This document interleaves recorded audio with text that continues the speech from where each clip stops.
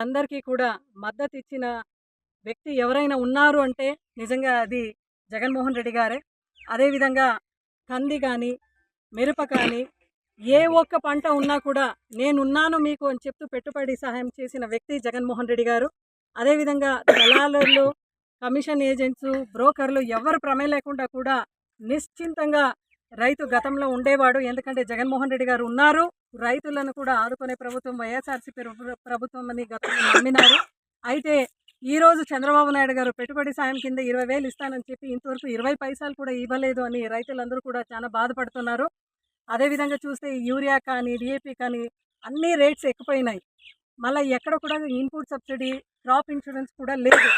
అదేవిధంగా ఎక్కడన్నా అధికారులు వచ్చి పొలాలు విజిట్ చేసి రైతు స్థితిగతులు అన్నీ కూడా పైన చెప్పే ఒక పరిస్థితి కూడా ఇక్కడ కనబడతలేదు. ఎందుకంటే గతంలో జగన్మోహన్ రెడ్డి గారు రైతు భరోసా ద్వారా, రైతు భరోసా కేంద్రం ద్వారా అక్కడ సపరేట్గా అక్కడ మేము అగ్రికల్చర్ అసిస్టెంట్స్ వాళ్ళందరినీ పెట్టి కూడా అందరినీ కూడా ప్రతి సచివాలయంలో కూడా అగ్రికల్చర్ కానీ, వెటర్నరీ కానీ, ఫిషరీస్, అదేవిధంగా సెరికల్చర్కు సంబంధించిన వ్యక్తులు అందరూ ఉండేవాళ్ళు.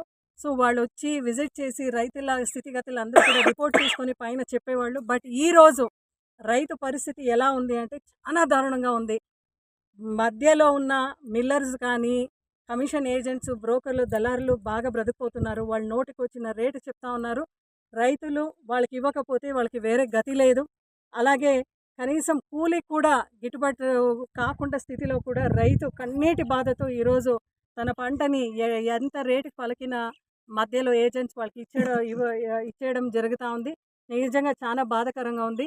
మన జగన్మోహన్ రెడ్డి గారు దీనిపైన ఒక మీటింగ్ తీసుకొని రైతులకు ఎంత అన్యాయం జరుగుతూ ఉంది అని ఈ టాపిక్ మీద మీటింగ్ పెట్టుకొని జిల్లాలో కూడా కలెక్టర్కి పోయి మనం రిప్రజెంటేషన్ ఇవ్వాలా నిర్ణయం తీసుకున్న తర్వాత చంద్రబాబు నాయుడు గారు ఆ రోజే రైతులందరి మధ్యలో వస్తాను, మీ బాధలు నేను వింటాను అని ఆయన చెప్పడం చాలా చాలా బాధాకరంగా ఉంది. ఎందుకంటే 6 నెలలు అయిన తర్వాత కూడా 6 నెలలు అయింది మీ గవర్నమెంట్ ఏర్పాటయ్యి. ఆ రోజు పవన్ కళ్యాణ్ గారు అయితే రైతుల గురించి చాలా పెద్ద మాట్లాడినారు. బీజేపీ వాళ్ళు కూడా మాట్లాడినారు, పురంధేశ్వరి గారు కూడా మాట్లాడినారు, చంద్రబాబు నాయుడు గారు కూడా మాట్లాడినారు. ఎక్కడ పోయినా కూడా బాధుడేలో మాట్లాడినారు, ప్రతి ప్రోగ్రాంలో కూడా మాట్లాడినారు. మళ్ళీ ఎందుకు ఈరోజు మీరు రైతుల్ని ఇలా వదిలేసినారు? అన్నం పెట్టే రైతు 3 పూట్ల అన్నం తింటున్నామంటే నిజంగా చాలా హ్యాపీగా తింటున్నాం. అయితే రైతు పరిస్థితి గ్రౌండ్లో అయితే చాలా బాధాకరంగా ఉంది. గతంలో డాక్టర్ రాజశేఖర్ రెడ్డి గారు రైతు రాజుగా చూడాలని ఎన్నో పథకాలని ప్రవేశపెట్టినారు.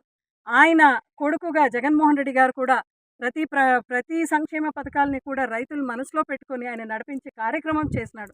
అయితే ఈరోజు అన్నం పెట్టే రైతు ఈరోజు అప్పుల పాలైనాడు, బాధాకరంలో ఉన్నాడు. పెట్టుబడి సహాయం దొరకలేదు, గిట్టుబాటు ధర లేదు. కనీసం ఆయన ఏదైతే పండుతున్నాడో అది కూలోళ్ళకి కూడా అమ్మిన తర్వాత, తన సరుకు అమ్మిన తర్వాత కూలోళ్ళకు కూడా కూలికి సరిపోతా ఉంది ఆ ఇన్వెస్ట్మెంట్ పెట్టుబడి అని చెప్పడం నిజంగా చాలా బాధాకరంగా ఉంది. చాలామంది రైతులతో కూడా మనము ఈరోజు మాట్లాడినాము. ఈ ప్రభుత్వం ఏర్పాటైన తర్వాత అతివృష్టినో అనావృష్టినో ఏదో ఒకటికి గురి అయితేనే ఉన్నారు రైతులు. ఇప్పటికైనా ఈ ఒక సత్యసాయి జిల్లాలో 2 మంత్రులు ఉన్నారు, సవితమ్మ ఉంది, అదేవిధంగా సత్యప్రకాశన్ ఉన్నారు. దయచేసి ఈ జిల్లా చాలా వెనకబడిన జిల్లా, ఎక్కువగా రైతాంగం ఉన్న జిల్లా. ఇటువంటి ఒక రైతుల పరిస్థితిని, అదేవిధంగా రైతుల ప్రాబ్లమ్స్ని మీరు పై లెవెల్కి తీసుకొని పోయి వాళ్ళని ఆదుకునే కార్యక్రమం చేయాలి.